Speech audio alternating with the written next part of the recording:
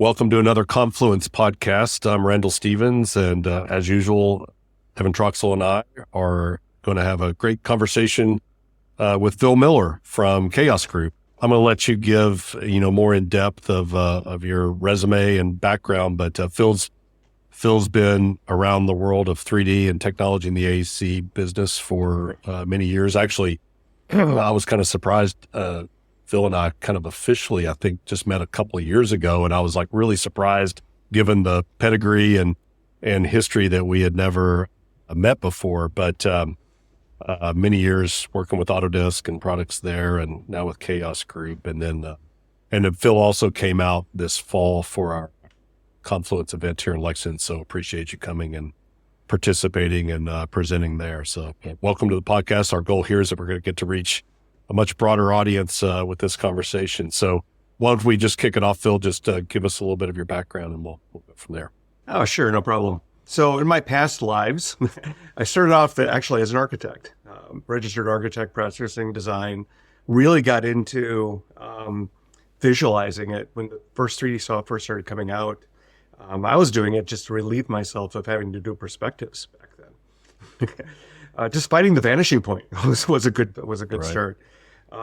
Anyways, I got into it a lot, and I started writing magazine articles about it, and that led to a book, which was Inside 3D Studio. And Autodesk read it and said, "Hey, do you want to come out here and maybe have a job?" So came out and decided that it would be a good time to have a vacation from architecture, and that was 3 decades ago. Wow. So I was at Autodesk at a really good time. That was right when they were transitioning from the original 3D Studio that ran on DOS to 3D Studio Max.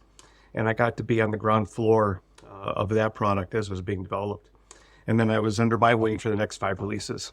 So that was a fantastic opportunity. It was also this time that we acquired Discrete Logic and merged with them. So I got exposed to all of the post-production capabilities that are now, Flame, Inferno, those household names. At that time, we also did a new product. It was all called Combustion, which was basically taking Flame and bringing it to the desktop. After Autodesk, I did a startup where we were doing actually presentation software. And after that, I actually was at Adobe when they had just acquired Macromedia and needed some help in merging all those products, Flash, Dreamweaver, those sort of things, into what became Creative Suite. So after that, my next gig in technology was actually with NVIDIA. And so I was at NVIDIA for about 9 years, where we were responsible for helping all the companies accelerate their applications. We actually pioneered all the ray tracing on the GPU back then, and brought out all that technology, which eventually became RTX, and all the software stack behind it. Through that, I actually got to know Villano and Peter at Chaos Group. And so after NVIDIA, that was just kind of a natural place to end up, was with these guys that had created this kind of like the de facto rendering software. And it was actually the same software it was what we were trying to enable originally with 3ds Max. We developed 3ds Max as a platform for plugins. And it was just kind of like coming full circle to what is really the most successful plugin ever made, which is V-Ray. So that team there, I've really enjoyed working with over these last 8 years, or 7 years, I should say, because they remind me of the old days. They remind me of the Wild West when software was fresh and new, and you simply ask yourself, what do customers want, and go build it. Yeah, I think you are who I want to be when I grow up. That's the career I want. That's the career I wanted. No, I kind of got enamored with we're close to the same age. I think I got that same like intoxication with all that late 80s, early 90s 3D graphics were just incredible. And I don't know. I think it's going to be hard to replicate that. Maybe the AI stuff that's going on now is kind of that little bit of a little Wild West. There's so much activity around it, but you couldn't beat those early days of, what you guys were doing with 3D Studio and those transition, and then on up into wavefront alias and silicon graphics machines and everything that was going on. I feel like I could have done it twice. It's because it's like initially we were just trying to get it to work at all. Yeah. Like, particle systems, how do you do that? Character animation, how do you do that? And so suddenly what we were trying to just get to work, now we're all making real time. Yeah. And so that's where the game changing is now, that we, what used to take hours, if not days, you can actually do it 30 frames a second. I'm going to add my hat to the ring of dating myself or ourselves because I started architecture school in '92, and there was the PC lab, and we had 3D Studio running on DOS in there, and we had the Mac lab next door where we had Electric Image running. And I mentioned to you, Phil, at the Chaos booth at Autodesk University, that I would render in Phong, and you're like, well, that's a word I haven't heard in a long time, right? But that's one of those things where I would go use 3D Studio to do some ray tracing, and I would use Electric Image because it was so fast at Phong rendering, right? But those were the days, like you would type in the command line to start 3D Studio, right? It was definitely a different world back then. I think I had this conversation with you, similar, Phil, about when I was in school in the late 80s. I was using Big D. Do you remember that one? Oh, yeah. That was a guy out of Dallas. It was called Big D. It was this rendering. I remember it was on these 5 1/4 floppies, so we're definitely dating ourselves. But those were really fun early days when that stuff was in its infancy. It was just incredible. So what we want to try to dig in with you today, Phil, is just a little behind the scenes on, I know you're introducing a new product called Envision. And so maybe you can start out, just give us a little bit of what it is, and then we can kind of work backwards and talk about where the origins came from or what the problem that was trying to be solved. And we can kind of talk through how this all came about. Yeah, sure. No problem. So Envision is a brand new independent product, meaning you install it and you launch it. It's not a plugin. And it was built around the concept of real-time ray tracing. So we already had another product like this called Vantage. But Vantage kind of grew up to be more of a companion to V-Ray and is really getting more into the workflows of M&E. And we realized that the architectural industry really needed a focused tool just for them. And so that's what Envision became. And so because Vantage was already too complicated, we needed to dial this back and really, really make it purpose-based. So with that idea in mind, we decided, okay, what would be the perfect combination of things? Okay, we have a real-time ray tracing environment. Where do we get the data from? So we just made it what we actually started early on 2 years ago, or releasing anyways at Chaos after we merged with Enscape, was what we called the Chaos Bridge, which was basically getting the data out of Enscape and over into V-Ray. But we were actually doing it with the idea that we'd eventually all bring it into a centralized application, which is now Envision. So the idea behind Envision that it's like hub and spoke, in the sense that it's the hub and it has spokes to 10 different creation tools.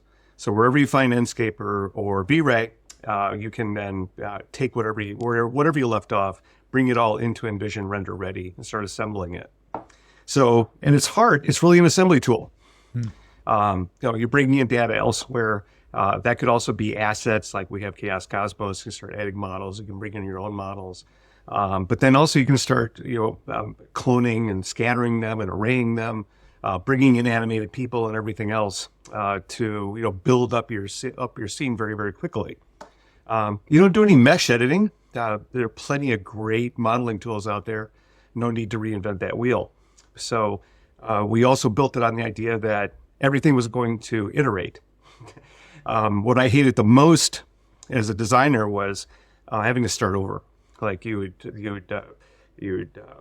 build out the building, get all your mapping coordinates right, and then the walls would change. You have to do it all over again. And so we came up with the idea that all the decisions made within Envision would be one layer above the reference, what was coming in. And so that the underlying reference could change, and all the everything you did to it would then propagate.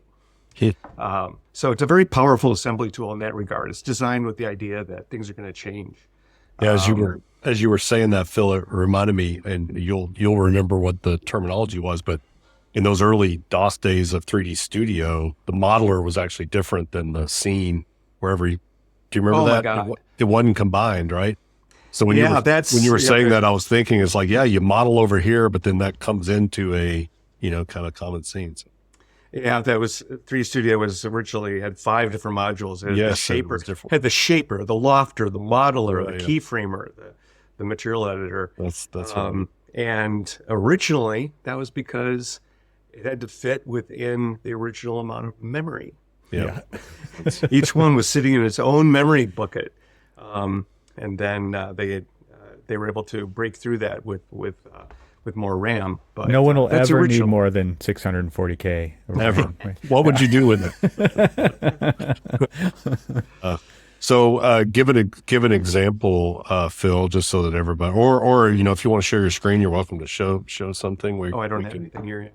edit Sorry. stuff together. But yeah, maybe you can just describe, what's a story, what's a use case, right, of this stuff kind of coming together. Yeah, well, the first thing is that so we built it around internally we call it the Lavina renderer, which is Bulgarian for avalanche. The idea was we're going to teach the world Bulgarian, one code word at a time. It's a slow process. Right. But seriously, it was built with the idea that to be fully ray traced and to use ray tracing hardware. The idea being that rays are free. Ray tracing is much different than a game engine, which is a rasterizer, in the sense that with a game engine, pixels are free. You can go as big a resolution as you want to and not slow down, but you pay for every triangle. And so that's why you always hear about working within your polygon budget and having to reduce and reduce and reduce in order to fit, in order to keep that real time. Ray tracing is the opposite.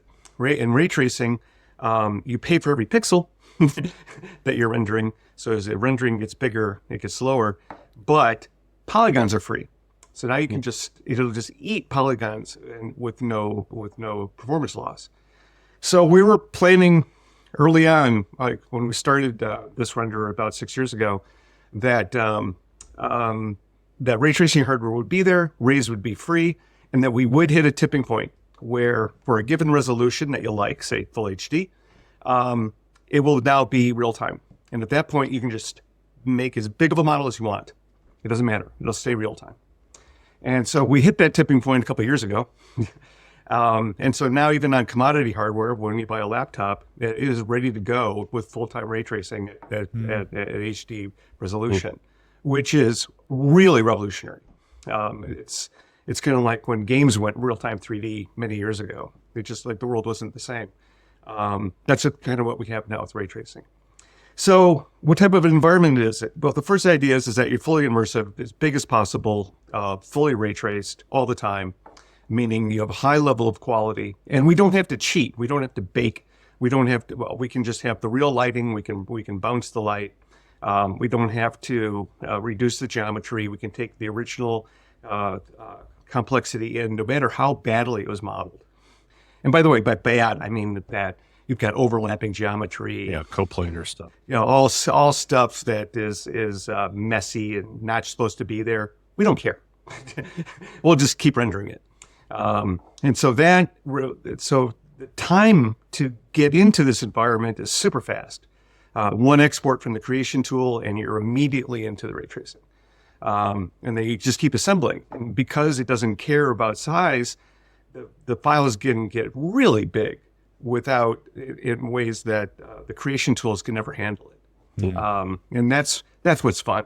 When you start counting in places into the billions, if not trillions, then the amount of detail, so rendering, what makes something look real, it's all about the shading and everything, but it's also about how much detail you have. Mm-hmm. All the stuff that makes it look right. Yep. And so it's that combination that suddenly really, really opens everything up. And at ArtVision over the years, we called it clutter. The more clutter, I was actually part of the content collections. We're always like, oh yeah, everybody does the building, but where's all the stuff? You need the desk full. You need the shelves full. You need stuff, clutter.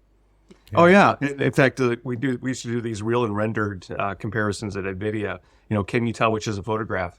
Well, you'd study it and it's like, well, what's wrong? Because you just wouldn't model it wrong. Right. All that stuff, like you said, the clutter, the junk, that's what makes it look real. And that's also what scattering is great for. Put in collections of stuff and just scatter them, and maybe there's a wrapper in there or a cigarette butt or something like that too. Sure. But as long as it's randomized and everything, suddenly it looks real. I spent a lot of time doing a deep dive because I did a stint in visual effects and modeling and animation and all these things, and I did a deep dive into the Star Wars universe because why did it look so real? Because everything had scratches on it. Everything had dents and dings. Everything had dirt, right? It had, and it was like grunge maps and, changing the specular highlights with grunge maps and adding really tiny chamfers on, like as an architect, you're designing stuff and you draw a street and a sidewalk and the curb needs a curved edge on it, right? It needs a chamfered edge because that change in specular makes it look so much more real. But all of the rendering engines penalized us for reality back then, right? Because the more polygons, the worse it got, right, back then. So it's really interesting to hear how, we went through severe training to reduce polygon counts for decades, right? And now you're saying we don't have to worry about that anymore. Yeah, it was like it just became part of you. It was just reduce. You can't get as close to reality as you want. It's really interesting, this kind of paradigm shift to now say, okay, we hit this tipping point. There's no more penalty. And I'm curious to hear how, now there's a behavior shift that is possible. And I'm just wondering, I'm sure there's a big sigh of relief from people out there, but at the same time, now they've been trained to do it a certain way. Do you think there's going to be hard habits to break, or do you think it's just going to be super easy going because this is how they wanted to do it in the first place? We haven't heard anyone complain. Yeah, because and most people are just like they're just the speed of getting into it. Like you don't have the speed bump. Before having to get things real time. It's just like going immediately from your design tool into real time is what making people just feel so much better, because it's literally you can actually get it into Envision quicker than you can load the original CAD file. Wow. Yeah. So it's that's the sort of thing that really changes things for people.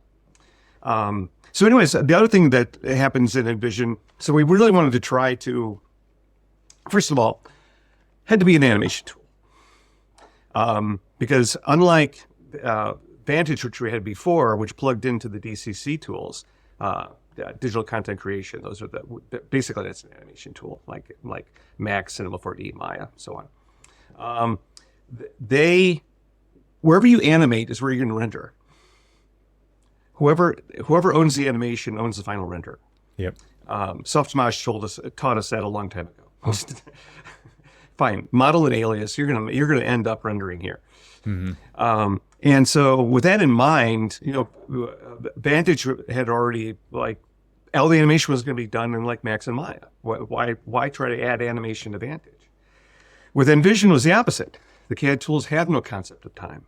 Mm-hmm. And putting animation into a design tool is really a natural act, because who owns what at what state, Right. And so we had to really own all the animation. So our challenge was, how can we make it easy? Because animation's hard. Mm-hmm. Yeah. And one of the things we're can we actually do an animation tool that doesn't have a keyframer or need a keyframer? Because that's when it starts exploding in terms of seeing all your keys and dope sheets and function curves and everything else. And so we came up with the idea of animated scene states. So we have a concept of doing design variations in Envision, by which you, at any point, you can decide this is a variation, and it can be of anything that you've changed. You could have moved objects, you could have hidden them, you could have changed material assignments, all the lighting, the environment, all that other stuff. All that becomes one big scene state. Now, the idea originally was people could flip between designs. So you could actually look at all your design permutations really quick, because all we're doing is flipping parameters. We're not changing out geometry. And that then led to, okay, well, what if we just could just treat it as a giant animation key? Yeah. So It's like the a big idea storyboard. yeah, exactly. That's a really good comparison. So the idea is that it's also WYSIWYG because you see it, right? You see everything rather than curves and functions and parameters. You just see what it's going to be as an end state, and you just go, I want to go from here to here, and boom, we just transition everything. And so like these phasing animations that became so popular on do-it-yourself shows. Yeah.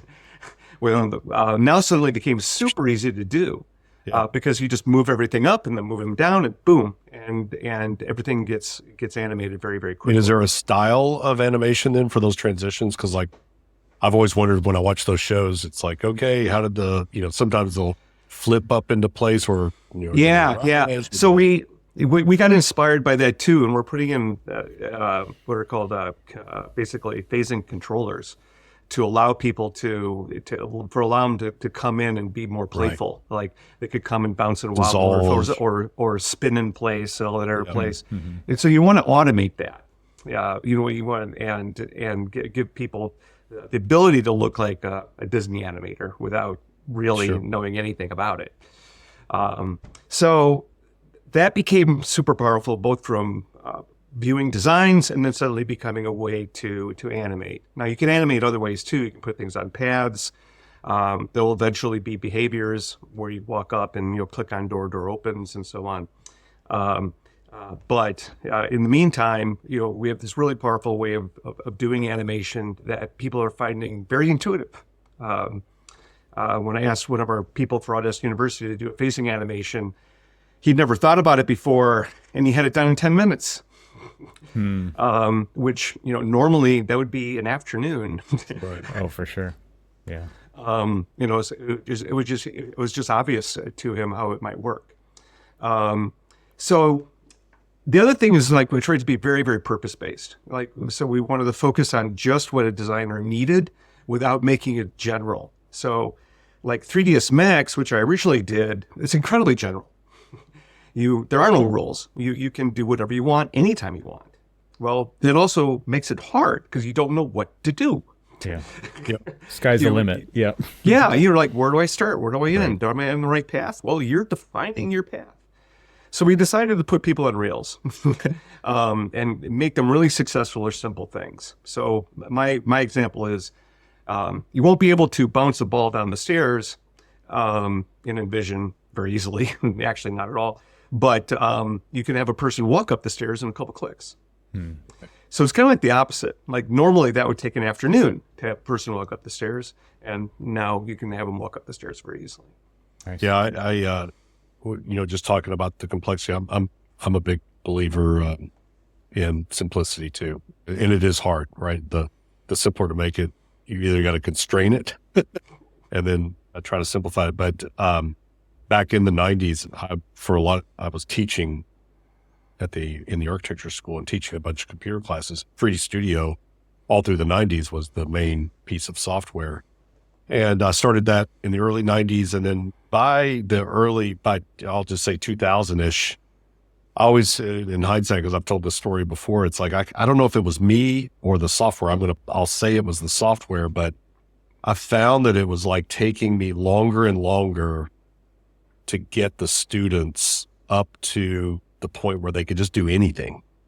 And the software, right, as it got more sophisticated, got harder and harder to lay out the groundwork for what you were going to do because there were so many choices. I mean, 3D Studio is an amazing piece of software, right? Yeah. Like I said, you could do anything with it. And, but that's the trade-off. All that power means now you got to build up that underlying base of knowledge, right? And it's the you have to learning understand. curve. Yeah. I always used to say, it's like, if you want to get into the mature editor, you better understand physics. It's like, okay. So I can, I have a big appreciation for that. It's kind of the polar opposite, which is all that complexity, but hidden from the user. It should be, right?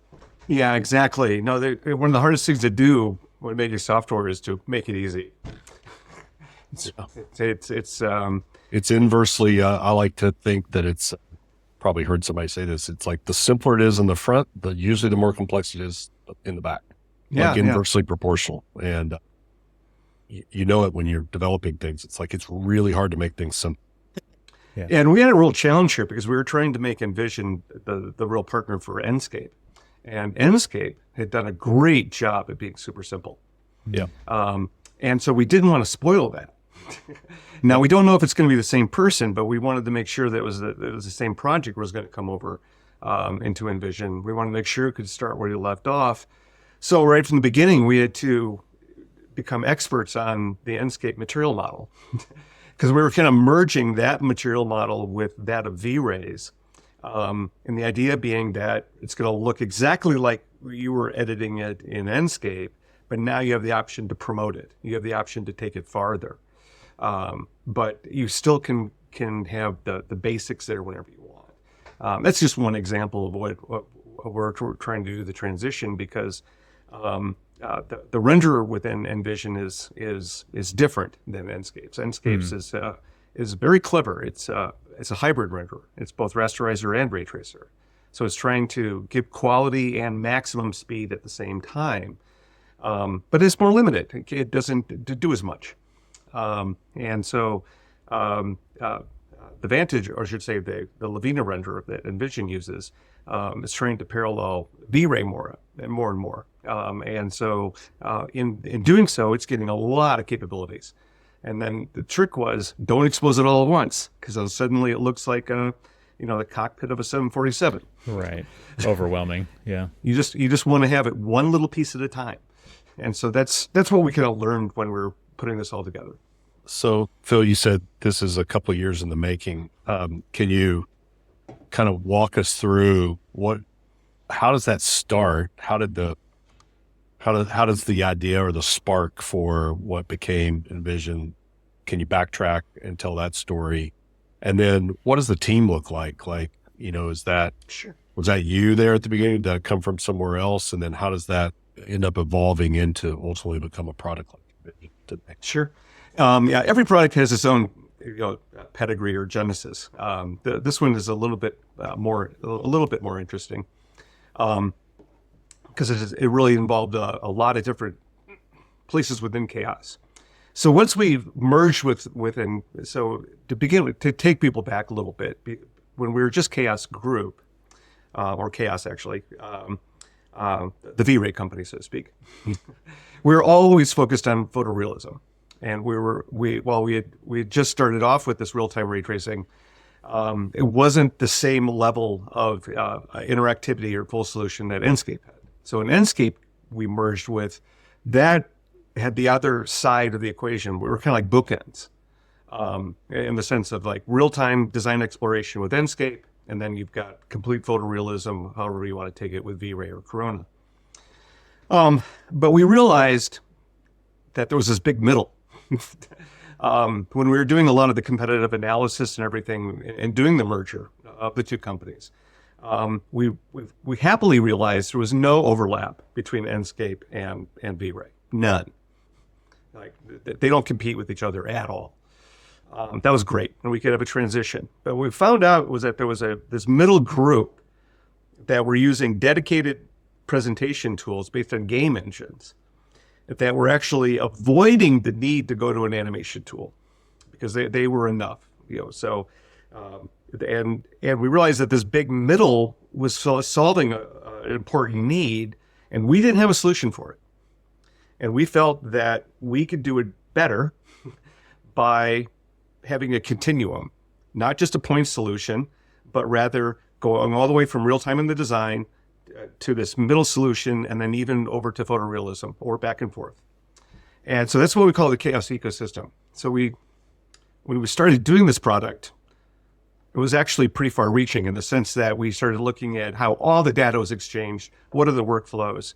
How can we actually, do this over time? And how can we actually get all this stuff flowing? Because that's where we can provide something that the other guys don't have. The other guys you're starting from scratch, and they're dead ends. We didn't like that. People don't work that way. People want to be able to start where they left off and have a parachute if they need it.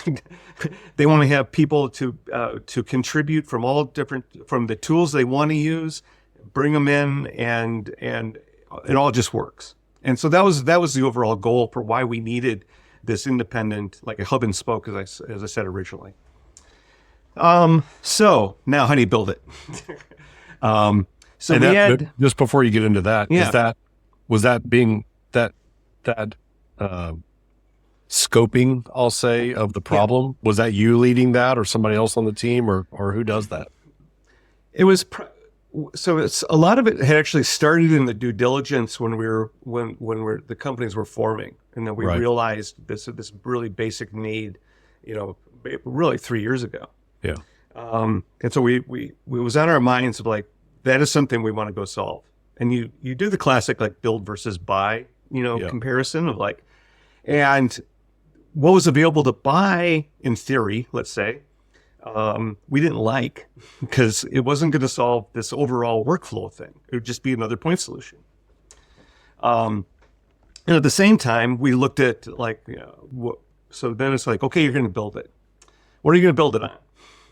So as applications go, you start usually with a framework for what is going to be handling all the complexities of like file IO, hosting, scene graph management, everything about working in a 3D environment. There's a shortcut to this, which is you could actually go and use something like a game engine, which is what some of these other solutions have done. But then you have to live with the limitations of the game engine. It's good and bad, in the sense that you get a lot to free to start with, but then you're at the mercy of that game engine evolving the way you want it to evolve. We took a hard look at what was around, and we realized that it wasn't going to fit what we wanted to do at scale, because most of them were, as we said before, Evan, like you said, you're having to modify everything and reduce the complexity. That's what they're designed for. We wanted to do the opposite. So we realized that we were going to have our own framework. We had actually started the framework of an independent product earlier, and it was going to be, at that time, it was an independent exploration rendering, where you would actually bring it in and kind of do your own like rendering environment. But we saw that it was more of an experiment than anything else, but it had the underpinnings of being a product. And so there was this is kind of like when you go to the chassis, you just have the wheel, you just have the frame of the car and a few wheels. It doesn't even have a steering wheel yet. That's kind of what we had. I think you bring up a good point though, because I've had that experience too. It's like whenever you're working on something, I've had a couple of times where there's like I'll call them false starts. It's kind of like you have to do enough to learn a little bit, and then you go, okay, I'm going to start again, and then finally it kind of all starts to gel. But I think it's these experiments that have to be run. It's really just like architecture, yeah. Yep. You learn a lot through the failures, right? Yeah, hopefully they're not. Well, yeah, hopefully they're not built. I mean, yeah. No, but especially if it's new technology, right? You have to get your hands around. You have to get your arms around. Just anything that's new. You got to like experiment with it and kind of get a feel for it. And then sometimes, but like you said, you're a lot of times you're making some low level early choices, and then that's critical to get that right. Now, we also wanted to get this to market pretty quick. So we wanted to use pieces of technology that were already in the company that we could reuse. So from the very beginning, it was an easy choice. We're going to use the exact same renderer that was in Vantage. So that's a big piece of work that could come on over. Now, the file system that goes into that is actually what we were perfecting at the time with all the different exporters. And so we were going to keep on leveraging that. Then we had the entire Cosmos library and infrastructure for loading models and everything else. So, hey, we'll go and use that. Then we had a piece of technology that we had been making consistent across our products called Chaos Scatter. And so this was a really powerful scattering tool that's only getting more so. And so let's put in that. Now, animated people. We don't have that. That's hard. Let's go buy that. So we acquired Axis. And so the reason for us bringing Axis was that we would have a complete character animation system ready to go. They have some of the best of breed characters and a way to actually do crowd animation, which is no small feat. They also had figured out a way to do it very simply, but they had never been fully integrated in a tool. If you've ever used Axis, which is called Animal, it's an independent product that connects to the likes of Max and Maya and Cinema 4D. But you have this other environment that you have to keep going to. So the idea was what really excited the Axis team was now they could finally do it right. They could actually have it fully integrated right from the beginning, and that we wouldn't have to go to this external tool. So now you can just draw your splines, drop in your people, and suddenly you've got people walking. Yeah. So that was an example of like piecing together, and in this case, acquiring and merging. And so these kind of building blocks come up. So the development itself actually was primarily done in Prague. Prague is our development center for Corona. So that was the team. And now about halfway through the process, we realized we wanted to go faster. And so we actually pulled some of our best developers from Sofia, where V-Ray is made. And so some veteran V-Ray developers actually jumped on board as well to help the process go a bit faster. So it's right now the development is kind of split between the two cities, Sofia, Bulgaria, and Prague, Czech Republic. I try to help, but my team actually more than anything else. Also, the UX team got built up around this time as well to get much more expertise on here to try to make things cleaner, easier to use. Really kind of like setting the bar for what we wanted to do across all of our products. So we got the benefit of that as well. So those were kind of like the underpinnings. But otherwise, it is one of the rare times when you see a product that has been done from the ground up, from scratch. So it's not based on another scene graph. It's not based on any type of other engine, just based on C++.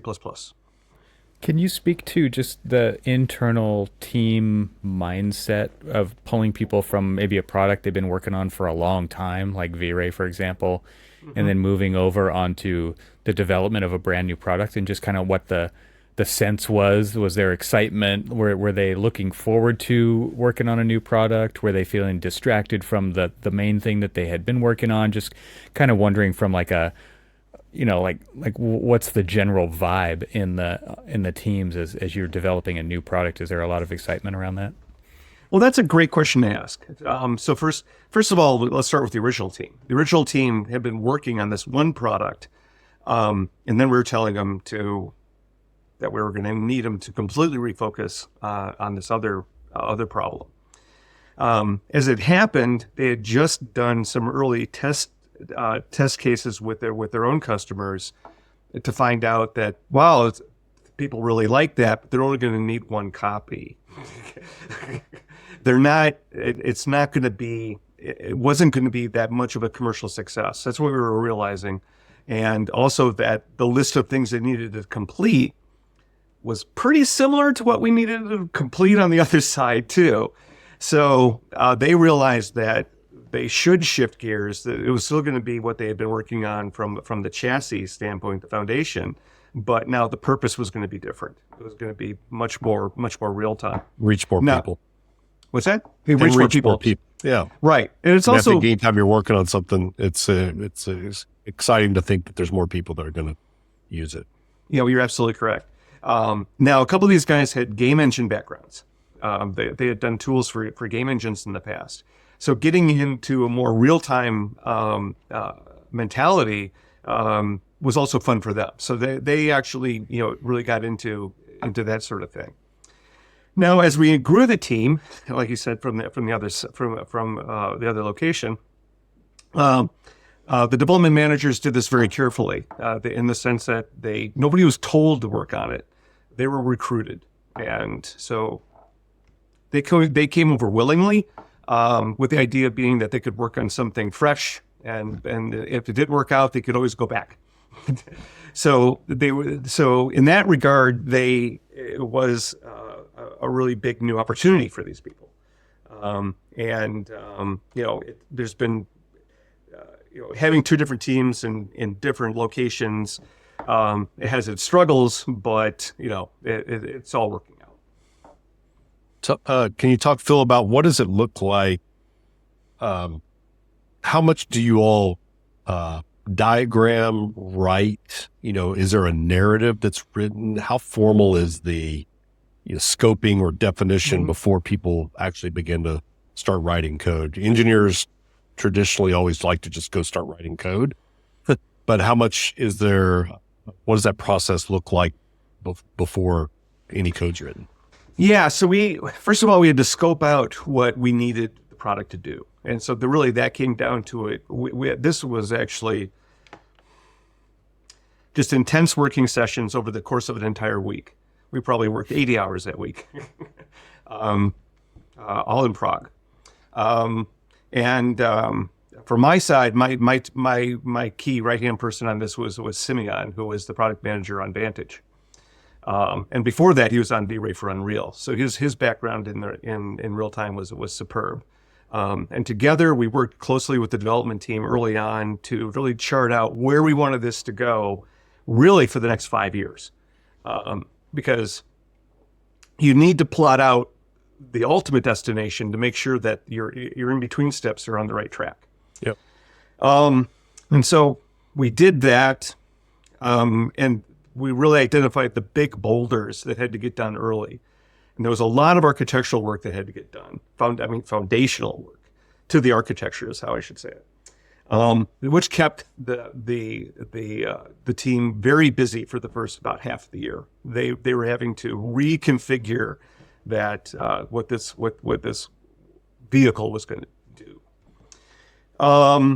In that time, we started speccing out all of the feature areas as best as we could. And so, are y'all doing wireframes, mock-ups? Are you? We did it. So we did it from storyboards? we did it from a standpoint. The most important thing to get right was first the overall UX framework, in the sense of like where things were going to be located, where could you find it. And for this product, we used the paradigm of driving a car. You've got the windshield. That's your viewport. That's your rendering viewport. You've got things on the top, which are always there, your toolbar. You've got things on the left-hand side, which are how you find things, sorting, searching, all that sort of things there. The right side is once you've selected something on the left or interactively, then you've got all the modifications, all the editing is on the right. And then on the bottom, we have these big areas, we call it the dock, which is where you can search for things, you can animate, you can whole paradigms are down there for when you're entering a different world. But the whole idea is that you want your windshield up all the time, and to because we want this as visual as possible. One of the goals was also set up a set of goals for what the product needed to do, in the sense of kind of like a philosophy. How you should think about things. You shouldn't have to come and ask us all the time. Think about our philosophical statements of like what should be the behavior, where should things be located. Kind of like that became an ethos that all the developers started to get, and they started answering their own questions pretty quick. I think it's an important part that I know I try to do here at AVAIL, and that is, like, even before I've even shown somebody a piece of software or something new that we've done, I want to tell the story, the philosophy. Here's why we did it. Because then if you agree or can kind of follow that, once you see it, then you'll go, oh, I know why that's there, or why they did that way. It's like it maps back into this kind of view or philosophy of the world, right? And yeah, I mean, like, for example, one of the philosophies was that we had to establish was like, who owns what, in the sense of like, because we're bringing all this data in from other creation tools, but like, well, where does what they did end and we start? And we have to be consistent in a way so that users won't get confused. so that they can understand that, okay, that's what I can do here. That's what I should expect.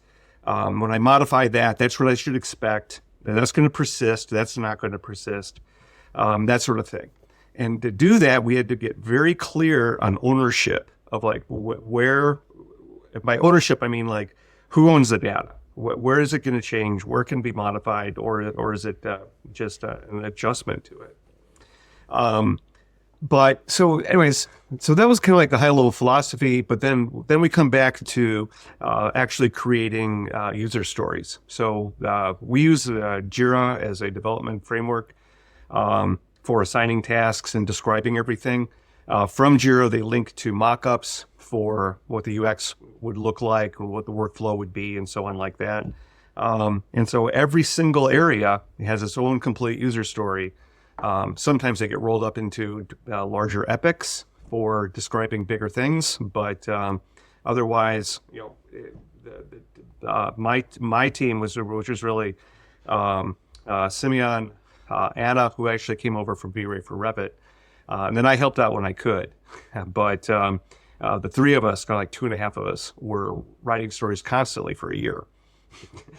Because every little detail had to be done. Now, talking about iterate, Evan, this is where you'd find out, like you design it and then it would get halfway implemented and then you realize, right.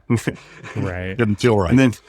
And so you have to quickly change things. And that's the other thing we had to get people accustomed to, is that to be flexible, because developers by their nature, they don't mind taking direction, but they really hate to change things.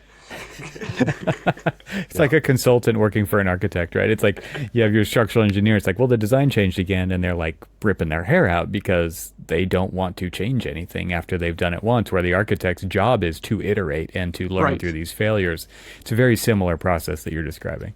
Yeah, exactly. So we're conscious of that, and we tried to involve them early on in the process to catch it before they're coding. But sometimes we'd still have to make. Yeah, and sometimes you can do all the pre-work and thinking and validation and all that, and then you do it, and it just doesn't feel right, and then it's like, okay, you got to be willing to go back. Yep. We already have a list of things we need to modify. Yeah. But and some of the things that are like some of the most basic things, you spend an enormous amount of time on, because if they're not right, you're going to pay for it forever. Like on the original 3ds Max, the transform system probably took 3 months. Yeah. Just making sure all the transforms, it worked exactly the way, and they haven't been modified since. Yeah. Phil, what's your, either personal philosophy of having worked on multiple products like this over the years? Like, do you try to end up being a minimalist as a, like you said, you try to think out 5 years, which I think is a great exercise. It's like, where could this go? And then you're going to work your way back to, okay, what's the essence, or what do I have to do first? And what's your philosophy around like just adding things? Like, do you let that go, or do you try to not add things and then wait for a customer to ask for it? Because I go through this all the time. It's like, we'll imagine something, but then I'm always wanting to say, well, let's not do it, and then let's wait to let a customer tell us that they need it. That way we don't add something that ends up not being used. And because it's always hard, because there's always one person that loves it, and then you can't rip it back out. But anyway, maybe you can just give us some of your thoughts around how you think about that, how you've approached that. Okay, yeah. So there's a couple things there. So sometimes we put out things as we're not sure of how it could work, or if it's work, and we want to get feedback. And so then we listen and try to modify according to when people actually use it. I mean, and try to actually produce stuff. That's one thing. Adding stuff and removing it. I know what you're talking about. Usually you don't have to. Usually it evolves rather than get removed. it turns into, it morphs into something something else. But much otherwise, yeah, like a fine line, right? Yeah. Exactly. But the when it comes down to the overall roadmap and what we're doing, I would like to, first of all, we know there's a lot to do. Like I said, we got 5 years of work ahead of us. We know that. But along the way, we're going to get surprised by what people find important. Like from Autodesk University, we came up with a list of like 2 or 3 things that like, oh, well, people really want that now. Right. Okay, let's try to get that in. So we try to reserve capacity. So like we're at least a half, if not 2/3 committed, but we want to hold back at least that other third or something to be able to react to great ideas and everything else. Of course, if we ask you if you want it, you'll always say yes. Yeah. If it's there's no cost, right? Yeah. So I'll give go ahead. No. So when we do those exercises with customers, we usually make them choose. Right. We give them a list of like Would 10 you rather things. have this or this? Yeah. You only get to choose. It comes one. with exactly. There's different ways of doing it, but we always want to make sure that they realize that they're giving something up if they want that thing. No, I'll give a little example of something. We just released a feature in the AVAIL platform with. We were going to make a PDF exporter. So the idea was that you're going to take graphic, put it on a canvas of some document of some type, and then get it out to a PDF, mainly just to facilitate redlining. That was the story. Mm-hmm. Somebody needs to get it out, mark it up, hand it to somebody. Well, when we started coding the document, that became, you could change the size. It could be, is it a letter size? Now all of a sudden you have this, well, what kind of document is it? And what kind of size is it? So we actually had it coded up and gave it to a customer to look at, play with. And all of a sudden it became about now the document and what the document size, and like this, I call it, it's the feature creep of now it's not just about getting something out to do markup on. It's about now I'm going to start composing a sheet, right? And all of a sudden, at that point, I'm like, whoa. You give a little bit, and then all of a sudden you want to like take it and do something else with it. So instead, in that particular case, I was like, we should just not even call this anything, not even give an option, just start with the simplest. Maybe that's where this leads, but it just confuses people when you're kind of like halfway there almost with a feature and it didn't. So anyway, I've had that example in my mind recently. So I'm just interested in how other people think about those kinds of problems, and, product development's hard, right? Tip. Yeah. We always, there's, the classic MVP, right? Minimal viable product. Right. Like you're trying to do just enough to be what it is. There is danger in like providing it half baked or instead of, because people don't know what to do with it then. And they start taking it in ways that you don't really want to go there. And you can't ever stop that. You can't keep people, once it's in their hands, they're going to do whatever. But I think back to what we were talking about earlier, which is, there's a philosophy around why we did this, and that's the story. That is the use case. You may try to go solve another problem with it, which is fine, but I don't know. There's a fine line there between like, this is what it's supposed to do. You're trying to use it in a way that's not really wasn't designed for. We'd love to have that feedback because that's where you now get your next best things. Are like, now we know what to do next, and that gets into this roadmap of like, okay, we can kind of envision that this may be where we want to take this, but we got to like pull back now and say, but then not make it confusing for the user. Simple, fewer buttons, fewer choices. Like, yep. I'm curious from like a user standpoint, do you define personas for different types of users up front?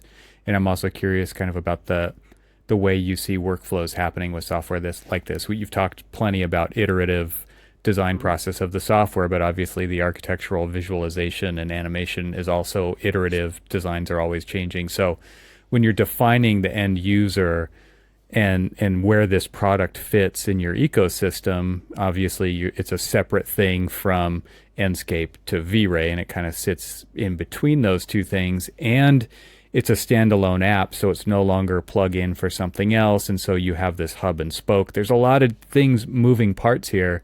And I'm curious how you defined your user in this, for this piece of software. Yeah, so we identified 3 personas that we wanted to address. Now, it's not like they're different skins or anything. Like, you don't walk in and like change the product for that one persona. It's more like it's the same product serving them all, but you want to make sure that the way they use the product is the way that will work the way they need it to. And so the workflows become different. And so those 3 personas defined really 3 different workflows. We always use that as a test for, okay, that person, like for example, the Enscape person. The Enscape person needs it to just come over real easily. He can't be confused. He has to begin where he left off. We can't intimidate them. It has to be familiar. He can increase it over time, but he doesn't have to. So that was like one workflow. But then also like, why is he coming over here, right? Well, he's probably coming over because he wants more animation, or his file got too big, or he needs to coordinate between different products.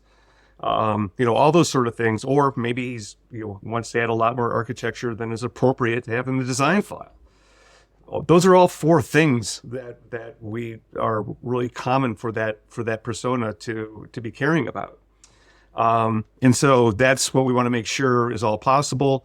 And then that finally gets back into how we describe the product. We describe it in those terms for those use cases.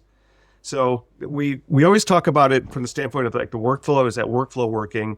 And then of course in the eventual marketing and even documentation, we're trying to speak to those different personas.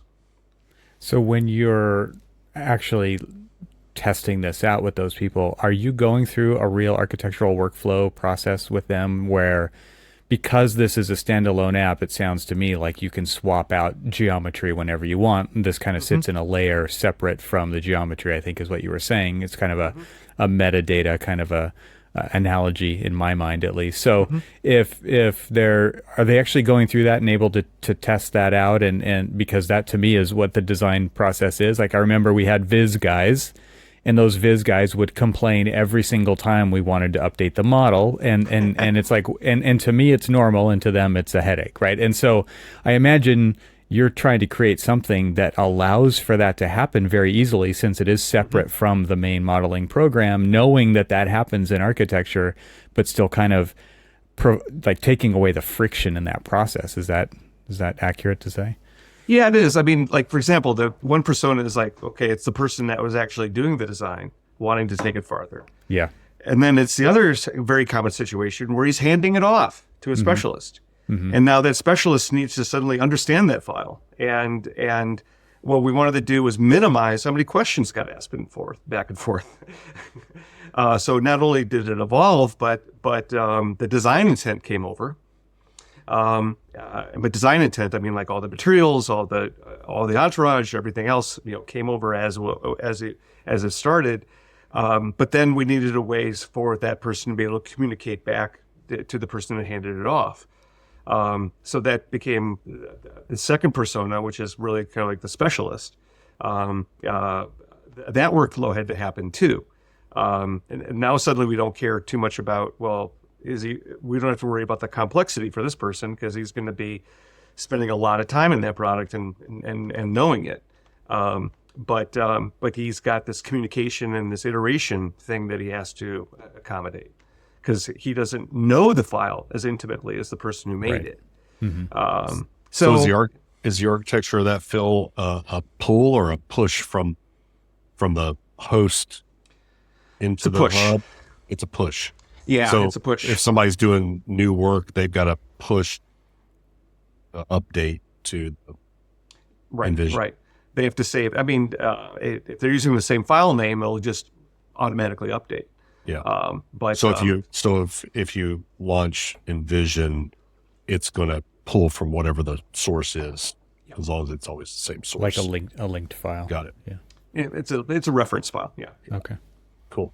Yeah. Yeah. So, but it's really the workflows where the personas come in the most. And then we use that as the real test cases for making sure that things are working.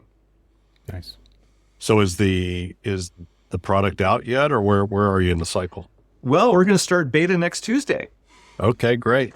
Yeah. I was gonna say, by the time this is out, how will people be able to see this, or where can they learn more about it? Yeah. So starting on November 12th or maybe 13th, the people will be able to come to chaos.com and sign up for the beta, and download the software. They'll have a beta license. It'll keep running for the length of the beta and a little bit thereafter. And they're free to use it as much as they'd like.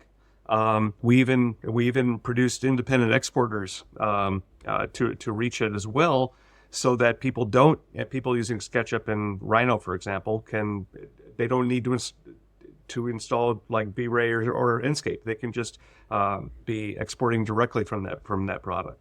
Nice. Right away. So those will be available at the same time.